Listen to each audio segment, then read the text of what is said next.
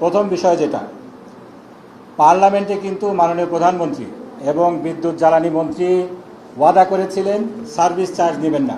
Service charge এখনও কাটা হচ্ছে, ডিমান্ড চার্জ কাটা হচ্ছে প্রিপেড মিটারে। এটাকে ডিজিটাল চাঁদাবাজি ছাড়া অন্য কিছু বলার কোনো উপায় নেই। কিসের ডিমান্ড চার্জ?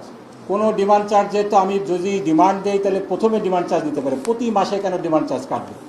আরও যে সমস্ত শুভঙ্করের ফাঁকি আমরা দেখছি, জুন মাসে অর্থ বছরের শেষে তারা সিস্টেম লস কম দেখানোর জন্য কম বিল করে অনুমানের ভিত্তিতে, সম্পূর্ণ অনুমানের ভিত্তিতে। পরবর্তীতে জুলাই মাসে যখন মিটার দেখে বিল করতে যায় তখন অনেক লম্বা অনেক বড় বিল আসে।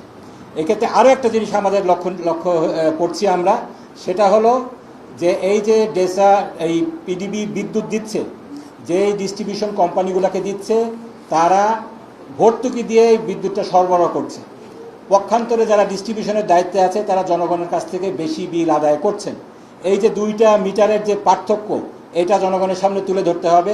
সরকারকে কেন ৬৭,০০০ কোটি টাকা প্রতি বছরই তো না, এইভাবে করে ভর্তুকি দিতে হবে? এটা লুটপাটের বন্দোবস্ত ছাড়া আর কিছু নয়।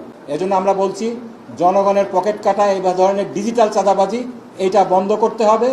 জনগণের অধিকার আমাদেরকে দেখতে হবে। এই যে বিদ্যুতের বিষয়, আরও যেটা গ্যাসের বিষয়ে যে বিষয়গুলো আমরা বলতে চাই, সেখানে এই যে গার্মেন্ট শিল্পগুলা কিন্তু গ্যাস নির্ভর। এই যে এফএসআরইউ একটা ইয়েতে যে মহেশখালীতে যেটা আমাদের মাননীয় সেক্রেটারি জেনারেল বললেন, মোতায়েন সেক্রেটারি জেনারেল বললেন, এটা বন্ধ হয়েছে অনেক দিন হয়েছে ইলেকট্রনিক সমস্যার কারণে। এটা আমাদের গার্মেন্ট শিল্পের বিরুদ্ধে একটা ষড়যন্ত্র কিনা এটা গভীরভাবে খতিয়ে দেখতে হবে।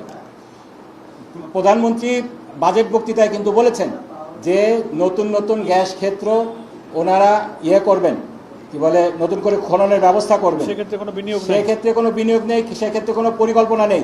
বর্তমান যে ডিপিপি সিস্টেমে ওনারা যদি করতে চান, 3 বছরের আগে এই সমস্ত প্রকল্প কোনো আলোর মুখ দেখবে না। আমাদের কথা, গ্যাসের যে আমাদের সম্ভাবনা রয়েছে, এক্সপার্টরা বলছেন আমাদের পার্শ্ববর্তী দেশে 10টা কূপ খনন করা হলে এক জায়গায় গ্যাস পাওয়া যায়। আমাদের দেশে আলহামদুলিল্লাহ 3টা কূপ খনন করলে একটাতে পাওয়া যায়, গ্যাস পাওয়া যায়। অথচ গত 17 বছরে কোনো কূপ খনন করা হয়নি। যে সমস্ত কূপ থেকে গ্যাস পাওয়া যাচ্ছে সেখানে যদি পুনর্খনন করা হয় সেখানে আরও গ্যাস পাওয়ার সম্ভাবনা আছে, সেটাও করা হচ্ছে না। অবিলম্বে গ্যাস কেন্দ্রিক, জ্বালানি কেন্দ্রিক একটা জাতীয় নীতি করে এই সমস্ত বিষয়গুলো